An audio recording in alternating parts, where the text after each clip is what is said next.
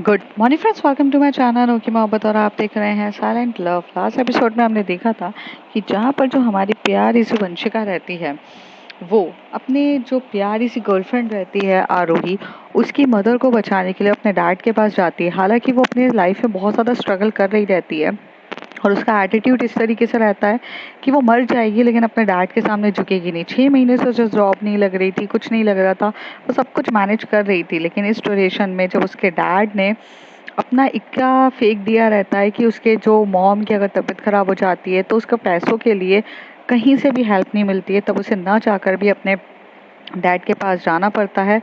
और अपने डैड के पास वो जाती है और उनकी सारी कंडीशंस को एक्सेप्ट कर लेती है। और इसके बाद वो उसकी लाइफ को कम्प्लीटली हेल बना देते हैं। एक मौका ऐसा नहीं होता कि जहाँ उसकी लाइफ को हेल बनाने के लिए वो नहीं करते। इवन वो अपनी खुद की जो गर्लफ्रेंड रहती है, उस गर्लफ्रेंड को ना मिलने देते हैं। मतलब इवन वंशिका की जो गर्लफ्रेंड रहती है आरोही, उससे भी बिल्कुल मिलने नहीं देते। जितना हो सकता था उसे डिस्टेंस मेंटेन करवा के रखते हैं। वो बहुत कोशिश करती है कि वो अपना टाइम निकाल के उसके साथ जा सके, लेकिन अनफॉर्चुनेटली कुछ भी नहीं होता है। और यही एक रीज़न रहता है जिसकी वजह से उन दोनों के बीच में डिस्टेंस होने लग जाते हैं। और यहाँ पे आरोही की लाइफ को भी काफ़ी ज़्यादा हेल्प बना देता है उसका डैड, क्योंकि वो फैकल्टीज़ वगैरह कुछ नहीं देता है। और वंशिका की लाइफ तो ऑलमोस्ट हेल्प हो ही चुकी थी। एक दिन आ जाता है जब आरोही को बिल्कुल नहीं रहा जाता है और वो उससे मिलने के लिए चली जाती है। अब उसके आगे दोनों वहाँ पर एक दूसरे के साथ बैठे रहते हैं, तभी उसे बोलती है कि लेट्स स्टार्ट। तो तभी वो उसका हाथ पकड़ती है और वंशिका एकदम से म्यूज़िक ऑन करती है और उससे बोलती है कि बहुत टाइम हो गया है, मैंने कभी किसी के साथ डांस नहीं किया। यूजुअली मैं पब जाती थी, बट मेरी लाइफ अभी इन दिनों ऐसी हो गई है कि मैंने पब वगैरह सब छोड़ दिया है। क्या आप मेरे साथ थोड़ा सा डांस करेंगी? तो तभी आरोही कहती है, बिल्कुल, I love to dance with you, but you know मुझे डांस करना नहीं आता है। तो उसे कहती है, डोंट वरी, आपको कोई इतना ज़्यादा भी रॉकेट साइंस वाला डांस नहीं करना है, बस थोड़ा सा आओ, थोड़ा डांस करते हैं। वो एकदम से हाथ पकड़ती है और थोड़ा थोड़ा उसके साथ डांस करना स्टार्ट कर देती है। थोड़ा सा उसकी कमर को पकड़ती है, पीछे से हक करती है और हक करते हुए वो उसको बहुत प्यार से डांस कर रही थी। और धीरे धीरे वो एक दूसरे को डांस करते हैं। एकदम से वो उसको टर्न करती है, मीन्स राउंड शेप में, और उसे अपनी ओर खींचती है। और जैसे ही वो उसे खींचती है उसके बाद वो उसके लिप पे अपना लिप रख देती है वंशिका। आरोही भी यहाँ पर उसे 1 मिनट के लिए भी मना भी नहीं करती है और इतने प्यार से वो उसके लिप पे अपना लिप रख कर दोनों एक दूसरे को काफ़ी पैशनेट तरीके से किस कर रहे रहते हैं। दोनों पैशनेट तरीके से किस करने के बाद वो यहाँ पर इतने प्यार से किस करने के बाद उसकी नेक की जो जॉ लाइंस रहती है उसे किस करना स्टार्ट कर देती है और उसे बहुत पैशनेट तरीके से उसकी जॉ लाइंस को किस करती है। और उसके बाद वो और नीचे जाके उसके जो हमारी जो क्लीवेज होता है, उसकी जो बॉ लाइन जो क्लीवेज होता है और जो हमारी शोल्डर बोन्स रहती है, उसे भी वो बहुत पैशनेट तरीके से किस करती है। काफ़ी देर तक वो किस करने के बाद यहाँ पर वंशिका जो रहती है अपनी प्यारी सी गर्लफ्रेंड को आराम से यहाँ पर मतलब बेड पे लेटा देती है और उसके ऊपर आकर काफ़ी अच्छे से एक दूसरे को किस कर रहे रहते हैं। दोनों का किसिंग लेवल काफ़ी ज़्यादा डीप होता है, हाई रहता है और वो दोनों एक दूसरे के साथ काफ़ी ज़्यादा रोमांटिक सा मतलब अपने जो मोमेंट्स होते हैं उसी को बिता रहे रहते हैं। हाथ पकड़े रहते हैं। धीरे धीरे वो उसकी चेस्ट पे जाती है वंशिका आरोही की, और उसकी चेस्ट को भी पूरे तरीके से ग्रैब करती है और वहाँ पर भी अपनी किसिंग करना स्टार्ट कर देती है। वो लिकिंग कर रही रहती है। उसके बाद उसके जो बूब्स रहते हैं उस बूब्स को भी वो काफ़ी अच्छे से पकड़ती है और उस बूब्स को भी वो काफ़ी पैशनेट तरीके से किस करती है। दोनों की किसिंग लाइंस इतनी ज़्यादा डीप थी कि दोनों एक दूसरे के साथ काफ़ी ज़्यादा हैप्पी हैप्पी मोमेंट्स एक दूसरे के साथ बिता रहे रहते हैं। और पूरा जब बीतने के बाद यहाँ पर जो हमारी वंशिका रहती है वो उसकी जो जीन्स रहती है उस जीन्स को उतार देती है और उस जीन्स को उतारने के बाद वो वहाँ पर जाकर अपने प्यारे से मोमेंट्स बिताना स्टार्ट करती है। वो वहाँ पर बिटवीन द लेग्स जाकर उसे होल्ड करती है और धीरे धीरे उसे काफ़ी पैशनेट तरीके से किस करने लगती है। बहुत देर तक किस करने के बाद आरोही की जो आंखें रहती है वो पूरी की पूरी मदहोश हो जाती है। वो ऐसे बिहेव करती है जैसे कि वो जन्नत पे चली गई हो। इन दिनों बहुत ज़्यादा उन दोनों के बीच में गैप हो गया था और वो दोनों एक दूसरे के साथ टाइम स्पेंड ही नहीं कर पाए थे। लेकिन जब उन दोनों के बीच का ये माहौल ख़त्म होता है और वो दोनों एक दूसरे के साथ मिलकर अपने लाइफ के बेहतरीन मोमेंट्स बिताते हैं, तो वो दोनों एक दूसरे पे पूरी तरीके से खो जाते हैं। यहाँ पर जो वंशिका रहती है वो एक मिनट भी उससे दूर ही नहीं होती। वो अपनी हरकतें जो रहती है उसके लेग पे कंटिन्यूस करे जा रही रहती है। उसे काफ़ी ग्रैब करके उसे बहुत पैशनेट तरीके से किस कर रही रहती है। ऐसा लग रहा था कि उनको ठहराव था। उनके इस बार के रोमांस में वो पागलपंती, वो एकदम अ, मतलब बोलते हैं ना कि कभी कभार मोहब्बत में ठहराव आ जाता है। अभी इस बार वो लोग ऐसे तड़प नहीं रहे थे, ऐसे वो सुकून में बैठे थे। वो सुकून से वो उस चीज़ को काफ़ी अच्छा सा फील कर रहे थे। एक प्यार से सुकून से चीज़ें कर रहे रहते हैं। थोड़ी देर के बाद वो उसे इतने प्यार से ग्रैब करते हुए उसको बहुत धीरे धीरे कर रही रहती है। थोड़ी देर में वो उसके नेवल पे बहुत पैशनेट तरीके से किस करती है और नेवल को किस करने के बाद वो ऊपर आती है और उसके जो प्यारे से लिप्स रहते हैं उस लिप को भी वो काफ़ी अच्छे से सक करती है। दोनों के बीच में शांति थी, धीरे धीरे मोमेंट्स हो रहा था और दोनों काफ़ी ज़्यादा एक दूसरे को फील कर रहे थे। थोड़ी देर में जो आरोही अपने काफ़ी ज़्यादा सेटिस्फाइड हो जाती है और सेटिस्फाइड होने के बाद वो एकदम से वंशिका के ऊपर आती है। सेम प्रोसेस वो भी वंशिका के साथ ही करती है। वो भी उसे बहुत स्लोली तरीके से प्यार करती है, ग्रैब करती है, उसके साथ एक हैप्पीएस्ट मोमेंट्स बिताती है और थोड़ी देर में वो नीचे जाकर उसके लेग्स पे, बिटवीन द लेग्स पे भी जाकर वो अपने फिंगरों से हरकतें कर रही रहती है और जैसे जैसे वो उसकी फिंगर्स वहाँ पे लगती है उन दोनों के बीच में काफ़ी हैप्पी मोमेंट्स हो जाते हैं। जब इन दोनों के बीच में ये हैप्पी मोमेंट्स हो जाते हैं, दोनों एक दूसरे को ग्रैब करते हैं, तभी वहाँ पर जो हमारी आरोही रहती है वो वंशिका से पूछती है, आज आप बहुत कूल और काम तरीके से मुझे ग्रैब कर रही थी, हमेशा से वो जो पैशनेट तरीके से ग्रैब होता है ना वो क्यों नहीं किया? तो उसे कहती है, पता है आज मेरे अंदर ना तुम्हें तुम्हें पाने की खुशी नहीं थी, तुम्हारे साथ रहने की खुशी थी। हम अब आज मुझे बहुत सुकून मिला इतने टाइम के बाद। मेरे अंदर वो तड़प नहीं थी, मेरे अंदर वो शांति थी और वो शांति के लिए ही मैं कब से ज़्यादा इंतज़ार कर रही थी। सम टाइम ऐसा रहता है कि जब हम यंगस्टर्स रहते हैं, जब हम अपनी यंग स्टेज पे रहते हैं, हम एक दूसरे को पाने के लिए, एक दूसरे को चाहने के लिए, एक दूसरे के ऊपर मतलब पैशनेट पल दिखाते हैं। लेकिन जब एक मोहब्बत में सुकून होता है ना, इतने टाइम से जिस सुकून के लिए मैं तड़प रही थी वो सुकून आप थी। मैंने तो लगभग छोड़ ही दिया था कि मेरी लाइफ में ये मोमेंट्स भी आएंगे, मैं कब आपसे मिलूंगी। ये था तड़प मेरे अंदर अभी भी थी, लेकिन तड़प से ज़्यादा पता है क्या था? सुकून था। और मैं सुकून के लिए ही बहुत ज़्यादा बेचैन थी। और आज जब आप मुझे मिली तो आप मेरे लिए एक इबादत टाइप की थी कि मुझे आपको एक पाने की चाह नहीं थी, आपके साथ जीने की चाह थी। इसलिए मैं आज बहुत सुकून से रही। आपको पसंद नहीं आया क्या? क्या आपको वही वंशिका चाहिए जो काफ़ी पागलों की तरह आपको ग्रैब करती थी? तो उसे कहती है, मुझे सिर्फ वंशिका चाहिए, चाहे वो ये वाली हो, चाहे वो ग्रैब करने वाली हो, मुझे कोई फ़र्क नहीं पड़ता। मेरे लिए सबसे ज़्यादा इम्पोर्टेंट है कि I want to be with you and I like madly in love with you, Aarohi कहती है। तो उसे कहती है, अच्छा मैं अगर आपसे कुछ बोलना चाहूँ आप सुनेंगी? तो उसे कहती है, क्यों नहीं भला, ऐसी कोई बात हो सकती है कि भला आप मुझे कहें और मैं ना सुनूं? तो उसे कहती है, देखिए मुझे नहीं पता कि कब ये सिचुएशन हमारी लाइफ में कब बेटर होगी। I mean I promise you, आप जो पहले वाले जो हमारे दिन थे जहाँ पर हम दूसरे एक दूसरे के साथ घूमने जाते थे, एक दूसरे के साथ ग्रैब करते थे और लाइफ के सबसे बेहतरीन और हैप्पीएस्ट मोमेंट्स एक साथ बिताते थे, वो सब फिर से बिताएंगे। बस थोड़ा सा इंतज़ार करो। कहते हैं ना, सब्र का फल मीठा होता है। अब मैं बस उसी सब्र का इंतज़ार कर रही हूँ और जैसी वो सब चीज़ें हो जाएगी तो हम पहले जैसे हो जाएंगे। तो उसे कहती है, मैंने आपसे कभी कोई चीज़ के लिए शिकायत करी है क्या? मैं जानती हूँ कि what the what problems you are facing right now, मैं तो imagine भी नहीं कर सकती हूँ. So I know it's too difficult for you, but I'm very happy कि आप मेरे पास आए हो, मुझे अपनी लाइफ में इतना इम्पोर्टेंस दे रहे हो. इससे ज़्यादा मुझे और कुछ भी नहीं चाहिए. तो उसे कहती है, नहीं, मैं आपसे प्रॉमिस करती हूँ, बट मैं यहाँ पर आपसे एक इम्पॉर्टेंट बात कहना चाहती हूँ. तभी वो कहती है, बिल्कुल कहिए. तो वो कहती है कि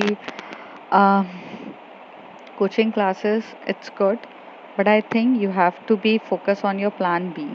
तो उसे कहती है, what was plan B right now. तो उसे कहती है, I think you have to apply for a government job. तो कहती, व्हाट, मैं अभी गवर्नमेंट जॉब के लिए अप्लाई करूं. तो कहती है, देखो, अगर आपको प्रोफेसर बनना है, मुझे आपकी कोई चीज़ नहीं है, बट मैं ये चाह रही थी कि आप क्यों ना एक बार गवर्नमेंट जॉब के लिए अप्लाई करो. You are enough capable, you having a very good knowledge. तो कहती है, बट नॉलेज यार, और वो एक एक चीज़ होती है. मुझे प्रॉब्लम नहीं है, लेकिन आपको क्या लगता है कि ये सब चीज़ें करना इतना ईजी है? मतलब मैंने तो कभी पढ़ाई की भी नहीं है, मतलब मैंने कभी ये सब चीज़ें नहीं करी. ओ कम ऑन, ओके. आप अपनी कॉम्पिटिटिव एग्ज़ाम की तैयारियां कर रही हैं, सब कुछ कर रही हैं. आपको ऐसा क्यों लगता है कि आप नहीं कर सकती हैं? You can do everything. And it's a reason behind of that. मैं आपको कुछ चीज़ें बिल फालतू में करने के लिए नहीं बोलती हूँ, बट आई थिंक कि अभी आपको ना अपने प्लान बी पे फोकस करना चाहिए. आप थोड़ा सा अपना वक्त निकालिए, अपनी गवर्नमेंट जॉब के लिए तैयारी करें. मैं आपको एक पोस्ट बताती हूँ, उस पोस्ट के लिए आप अपनी अप्लाई ज़रूर करिएगा. हो सकता है कि अगर आपको लग जाती है जॉब, तो आपकी लाइफ ऑलमोस्ट सेटल हो जाए. And this is completely amazing. तो उसे कहती है, डू यू रियली थिंक कि मैं उसे निकाल सकती हूँ. तो उसे कहती है, जिस चीज़ का मुझे आप पे पूरा भरोसा है, उस चीज़ के लिए ही मैं बोलूँगी. हालांकि मैं नहीं चाहती थी. I know you want to be a professor and I want to support you in my life. कि मैं बहुत सपोर्ट करना चाहती हूँ, बट लाइफ में ना अप्स एंड डाउन होते हैं. तो मैं सिर्फ आपसे इतना चाहती हूँ कि मैं जो बोलना चाह रही हूँ वो आप कर लीजिए. उसका रीज़न भी होगा, बिकॉज विदाउट रीज़न वंशिका महाजन कुछ नहीं करती है. तो उसे कहती है, ठीक है, अगर आप बोल रहे हैं तो मैं कोशिश करूँगी. तो उसे कहती है, ठीक है. ऐसे कह के उन दोनों के बीच में बातें चल रही रहती है. रात का टाइम रहता है, दोनों काफ़ी अच्छे से एक दूसरे के साथ क्वालिटी टाइम स्पेंड करते हैं और बहुत ज़्यादा खुश रहते हैं एक दूसरे के साथ. और बहुत देर तक, सुबह जब मॉर्निंग का टाइम हो जाता है, तो वो दोनों उठ के जाते हैं. मतलब उठ जाते हैं, और यहाँ पर जो आरोही रहती है वो यहाँ से चली जाती है. अब आरोही जो रहती है वो काफ़ी ज़्यादा मतलब जो वंशिका ने उसे बोला रहता है, उस वंशिका की चीज़ों पे वो फोकस करती है. वो उसे कह चुकी थी कि अगर उसे गवर्नमेंट जॉब के लिए अप्लाई करना चाहिए. तो यहाँ पर जब छोटी पढ़ती थी, तो वहाँ पर जाके वंशिका के सामने मतलब सॉरी, जहाँ पर जो छोटी पढ़ती थी, तो आरोही भी उसके साथ बैठी रहती थी. तो छोटी इस बार पूछती है, दीदी क्या हो गया है आपको. तो उसे कहती है कि अम, कहती है, आज आप कोचिंग क्लासेस के लिए नहीं गई. तो उसे कहती है कि वो कोचिंग क्लासेस के लिए तो मेरी क्लासेस सुबह 6 बजे से एक्चुअली में मैंने थोड़ा सा टाइम चेंज कर दिया है. वैसे भी आजकल स्टूडेंट ज़्यादा आ नहीं रहे हैं, तुम्हें पता तो है. तो उसे कहती है, समझ में आया मुझे. Now you guys are facing your very typical and life की सबसे हालत ख़राब वाली, आप अपनी प्रॉब्लम्स को झेल रहे हो. तो कहती है, ऐसा नहीं है, थोड़ा सा वक्त है, बाकी सारी ये प्रॉब्लम्स बहुत जल्दी इन सब चीज़ों से निकल जाएंगे. तो उसे कहती है, वंशिका, जीजू क्या बोले. वो कहते हैं, उन्होंने ही मुझे बोला है कि मुझे प्लान बी के लिए तैयार रहना चाहिए. तो वो मुझे चाहती हैं कि मैं गवर्नमेंट जॉब के लिए अप्लाई करूं, और उन्हें पता नहीं क्यों मुझ पर इतना भरोसा है कि मैं गवर्नमेंट जॉब निकाल सकती हूँ. तभी उसे बोलती है कि यस, आप निकाल सकते हो, यू आर इनफ कैपेबल. तो उसे कहती है, बट छोटी, मैंने कभी ट्राई भी नहीं किया है. तो उसे कहती है, कम ऑन दी, आप कर सकते हो. आपने अपना जी नेट का पेपर निकाला था, तो आप ये भी तो निकाल सकते हो. तो कहते, वो बहुत टाइम पहले की बात थी. राइट नाउ जब से पीएचडी इन सब में आई हूँ, मैंने सब कुछ छोड़ दिया है. तो कहती, कम ऑन, एक बार ट्राई करो ना. तो उसे बोलती है, ठीक है, तो वहाँ दोनों वहाँ पर स्टडीज़ करते थे।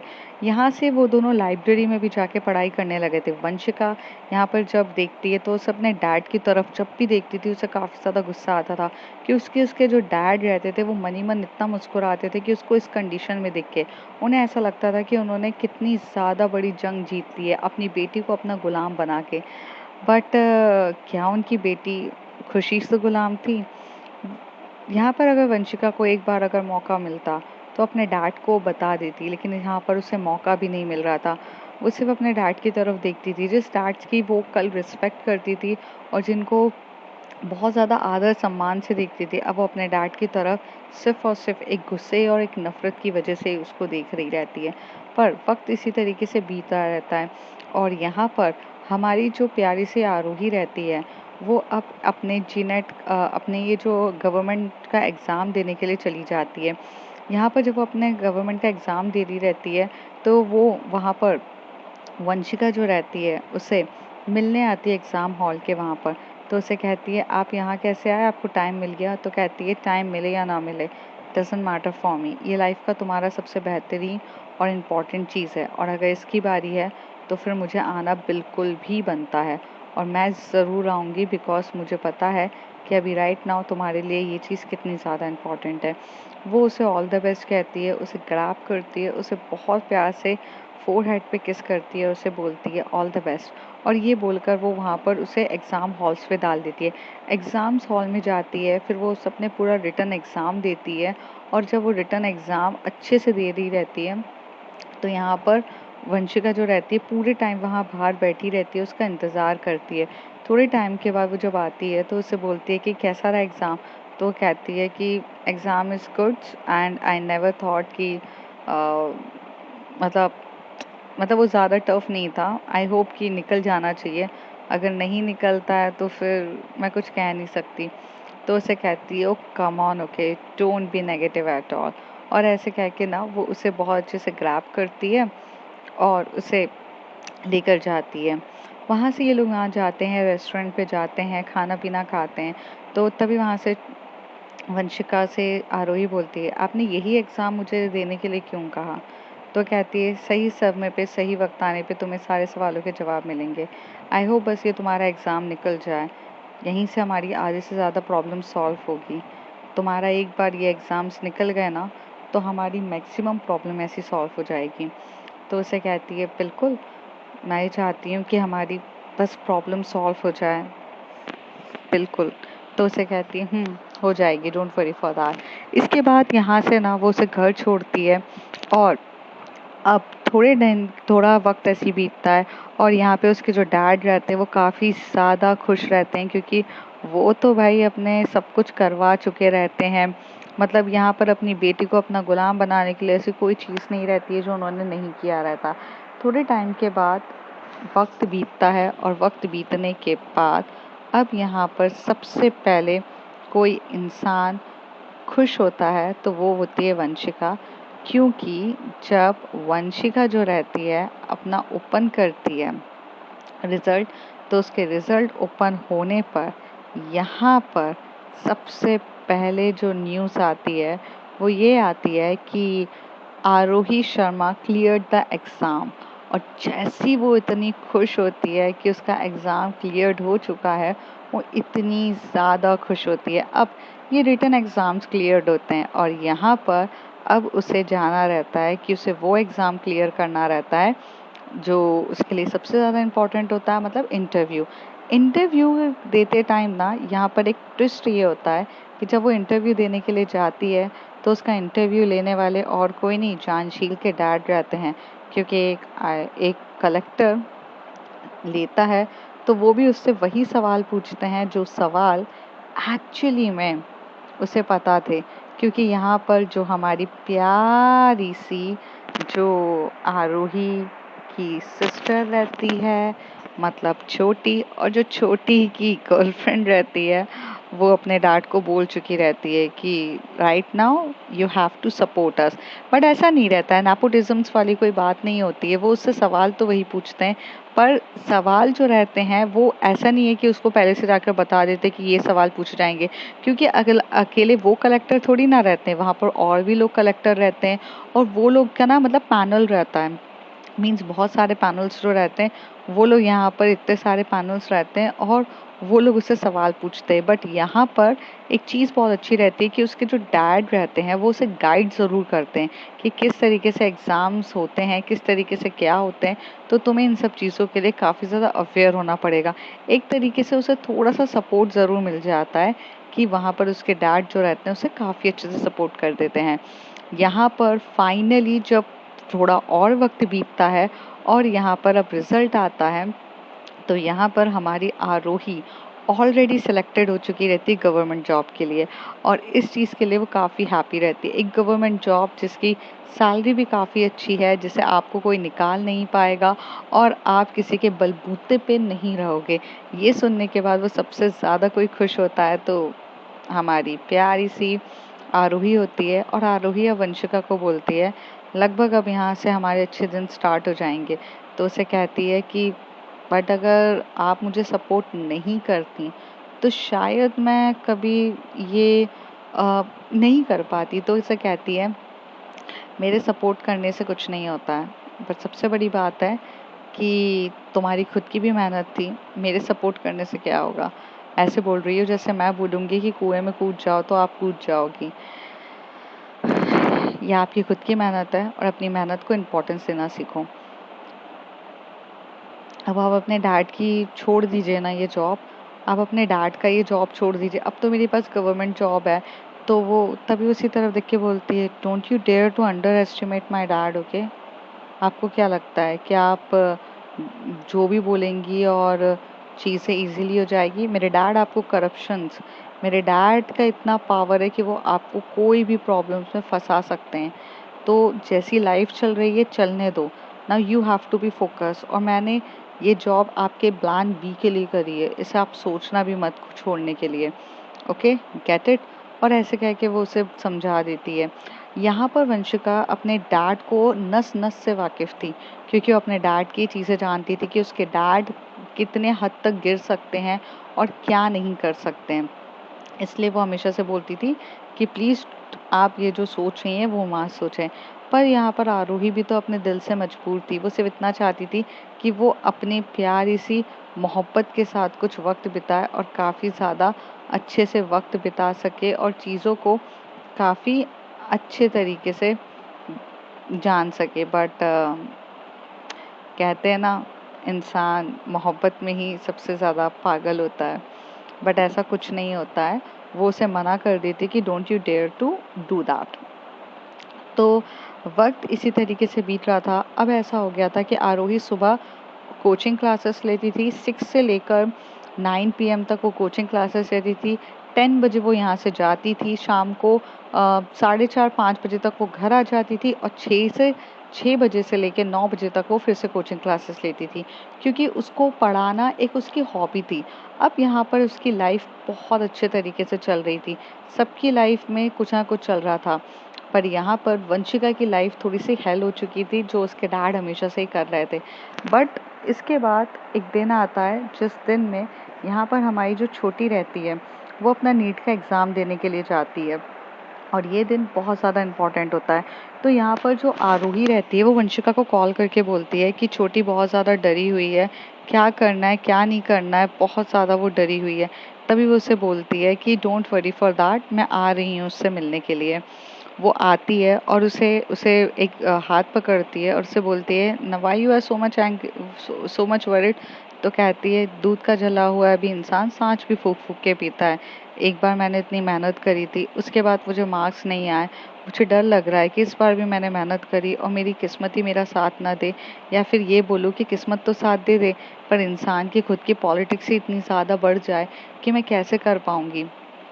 तभी वो उससे बोलती है इंसान के पॉलिटिक्स ना वो कभी ख़त्म नहीं होती है, लेकिन मैं तुम्हें एक चीज़ की एश्योरिटी दे सकती हूँ कि तुम अपनी मेहनत करो और मेहनत करके अच्छे से कोशिश करो, आज नहीं तो कल कुछ ना कुछ हो ही जाएगा, 1 साल नहीं जाएगा, दूसरे साल तो जाएगा। पर वो कहती है बट मेरी मेहनत तो ठीक है, but what about the corruptions, जैसे इस बार भी स्कैम हो गया तो कहती है वो चीज़ हमारे हाथ में कंट्रोल में नहीं है, लेकिन हमारे हाथ में मेहनत करना है। 1 बार होगा, 2 बार होगा, तीसरी बार तो नहीं होगा ना। तो कहती है बट वंशिका दीदी, इंसान का मॉरल जो रहता है ना वो टूट जाता है। तो कहती है बिल्कुल सही है, मॉरल टूटता है, लेकिन इंसान की हिम्मत नहीं टूटनी चाहिए। और क्या तुम अपने वंशिका जीजू से ये नहीं सीखा कि लाइफ में ना स्ट्रगल भी बहुत ज़रूरी होता है, विदाउट स्ट्रगल ना इंसान को कुछ नहीं मिलता है। Right now I am doing a struggle, तो आप समझो। तो उसे कहती है बट, तो कहती है डोंट वरी फॉर दैट। ऐसे करके वो उसका हाथ पकड़ती है और उसे गार्डन एरिया पे लेके जाती है, और वहाँ पर वो उसे कोने पे जाकर कुछ बहुत ज़रूरी बातें कर रही रहती है। ऐसा लगता है कि जहाँ उसको समझ में नहीं आ रहा रहता है, वो रो रही रहती है कि अगर मेरे साथ ऐसा हुआ वैसा हुआ।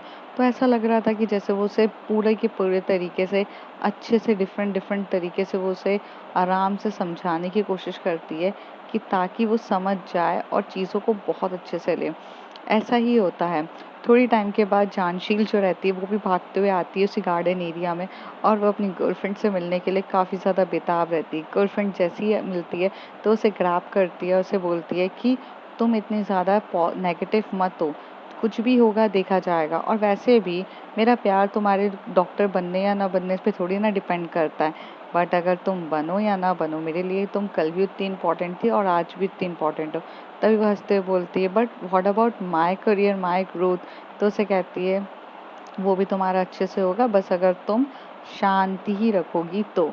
थोड़े टाइम के बाद वक्त इसी तरीके से बीत जाता है, और यहाँ पर वो एग्ज़ाम देने के लिए आ जाते हैं।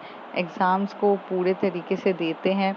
इस तरीके से एग्ज़ाम जब वो देते हैं तो यहाँ पर जो हमारी जो रहती है वो उसे कहती है कि एग्ज़ाम पेपर तो काफ़ी टफ था, बट अगर ये एक्चुअली में अगर पेपर लीक हुआ होगा, तो उसे कहती है हर बार पेपर लीक नहीं होता है, डोंट वरी फॉर दैट, देखते हैं क्या होता है। अब यहाँ पर सबको सिर्फ इंतज़ार था, कोई भी मतलब ये सोच नहीं रहा था कि क्या होगा, लेकिन जब तक सबको इंतज़ार था तो सबकी लाइफ वैसी चल रही थी। वो अपनी गवर्नमेंट जॉब पे जा रही थी, और यहाँ पर जो हमारी प्यारी सी वंशिका अपने डैड के सितमों को सहन कर रही थी। वो सोच रही थी कि कब ये वक्त जीतेगा और कब उसको वो दुनिया की सबसे बेहतरीन खुशी मिलेगी, अपनी आज़ादी मिलेगी। इंसान को सबसे ज़्यादा प्यार अपनी आज़ादी से रहता है, और वो भी ये वेट कर रही थी कि कब उसकी आज़ादी में उसको आराम से मिलेगा। वक्त किसी के लिए थमता नहीं है और वो बढ़ता ही जा रहा था। एक दिन आ जाता है जहाँ पे नीट का एग्ज़ाम की डेट आ जाती है, और नीट के एग्ज़ाम मतलब रिज़ल्ट आ चुका रहता है।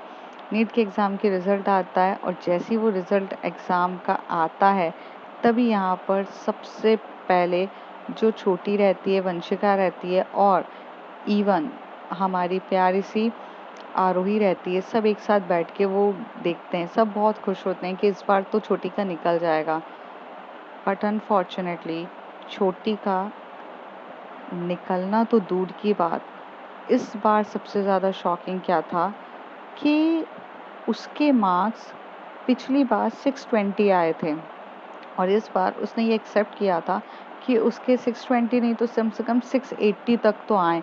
और जब वो घर पर आके उसी पेपर को पूरे तरीके से चेकआउट करी, तो उसने चेक करके अपनी सिस्टर को कहा था कि मेरे इतने ही मार्क्स आने ही चाहिए, बट यहाँ पर उसके मार्क्स 200 आए। आप इमेजिन भी कर सकते हो, एक लड़की जिसने सीधे सीधे कहा कि वो इतने मार्क्स लेकर आ सकती है, उसके 200 मार्क्स आए। तो फिर से कुछ स्कैम हुआ था क्या? यहाँ पर छोटी पूरे तरीके से टूट जाती है। वो एकदम से जब वो ऑनलाइन वो रिज़ल्ट देखती है, और वो चुपचाप बैठ जाती है, और कुछ बोलने के लिए नहीं होता है। तभी वहाँ से वंशिका जो रहती है उसको एकदम से बोलती है छोटी तुम ठीक हो? तो उसे कहती है आपको लगता है मैं ठीक होंगी? तो उसे कहती है तुम चिंता मत करो, इस बार भी कोई ना कोई स्कैम ही हुआ है। तो कहती है हर बार कुछ ना कुछ स्कैम होता है, बट हर साल मेरे लिए क्या करूं, पिछली बार मेरे 680 मतलब पिछली बार मेरे इतने ज़्यादा मार्क्स आए थे, इस बार तो मेरा दूर दूर तक क्या 200 220 आई मीन 220 आई डिज़र्व करती हूँ मैं। मतलब मुझे समझ में नहीं आ रहा है ये सब क्या हो रहा है। वो काफ़ी ज़्यादा टूट सी जाती है और रोने लग जाती है। आरोही और वंशिका दोनों एक दूसरे की तरफ देख रहे रहते हैं। आरोही वंशिका से पूछे ही रहती है कि अब मैं क्या करूं, तुम बताओ। तो वो उसे बोलती है कि तुम शांति ही रखो और शांति ही रखने में तुम्हारी भलाई है। तो उसे बोलती है कि थोड़ा सा शांत रखो, सब कुछ ठीक हो जाएगा। तो उसे कहती है कि क्या ठीक होगा अब, मेरी बहन की तो पूरी ज़िंदगी बर्बाद हो गई है ना। तो उसे कहती है मैं जानती हूँ तुम्हारी बहन की ज़िंदगी बर्बाद हो गई है, लेकिन उसका मैं अभी कुछ कर नहीं सकती हूँ। तुम थोड़ा सा रुकोगी ही तो सब कुछ ठीक होगा। यहाँ पर जब जानशील को आती है तो जानशील देख के बोलती है कि क्या हो गया है और ये कैसे हुआ है। तो उसे बोलती है स्कैम हुआ है। फिर ये लोग जब न्यूज़ चैनल ऑन करते हैं तो उनको धीरे धीरे पता चलता है न्यूज़ चैनल ऑन होने के बाद कि इस बार भी लगभग बच्चे लोग यही कह रहे हैं कि स्कैम हुआ है, स्कैम हुआ है। अब बच्चे इस बार जो स्कैम के बारे में बोल रहे रहते हैं, तो वो स्कैम ये होता है कि यहाँ पर बहुत से बच्चे यहाँ पर जाकर न्यूज़ चैनल पे ये कंप्लेन करते हैं कि इस बार ये हुआ है कि यहाँ पर जो मार्क्स की शीट्स है ना उसे चेंज कर दिया जाता है। देखिए स्कैम भी कोई हर बार एक जैसा तो होता नहीं है। स्कैम तो हुआ है, लेकिन स्कैम होने के लिए हर बार एक जैसा तो स्कैम नहीं होगा। इस बार जो स्कैम होता है वो ये वाला स्कैम होता है कि यहाँ पर इस बार बच्चों की शीट्स अदला बदली की जाती है। मतलब जो लोग बच्चे फेल होने वाले रहते हैं उनको टॉपर बना दिया जाता है, क्योंकि टॉपर की जो मार्कशीट्स रहती है उससे इन लोगों को एकदम से पलट दिया जाता है। ये चीज़ें धीरे धीरे ये जब वो मतलब पढ़ती है तो इसे ये चीज़ समझ में आ जाती है कि अभी ये स्कैम तो हुआ है। तो यहाँ पर छोटी बोलती है कि दीदी what should I do right now. तो उसे बोलती है वेट अ मिनट, हम देखते हैं कि क्या कर सकते हैं क्या नहीं कर सकते हैं। तो अब फ्रेंड्स आगे देखते हैं क्या होगा। अगर ऐसे ही किसी की लाइफ में कोई बच्चा अपनी लाइफ में सबसे ज़्यादा मेहनत करता रहे और हर बार कोई ना कोई स्कैम किसी ना किसी तरीके से होता रहे, जैसे मार्कशीट को भी चेंज कर देना या फिर ये बोला जाए कि मतलब मार्क्स पेपर लीक कर देना, मार्कशीट चेंज कर देना, उस बच्चे की मानसिक स्थिति समझो कि उसकी मॉरल किस तरीके से मतलब हिल जाता है। इंसान इतनी मेहनत करता है और मेहनत करने के बाद अगर उसको ये सब चीज़ें फेस करनी पड़ जाए तो कब से टूट जाता है। तो यही कुछ अब छोटी के साथ हुआ रहता है। तो अब देखते हैं आगे क्या होगा। If you like my story, like share and subscribe.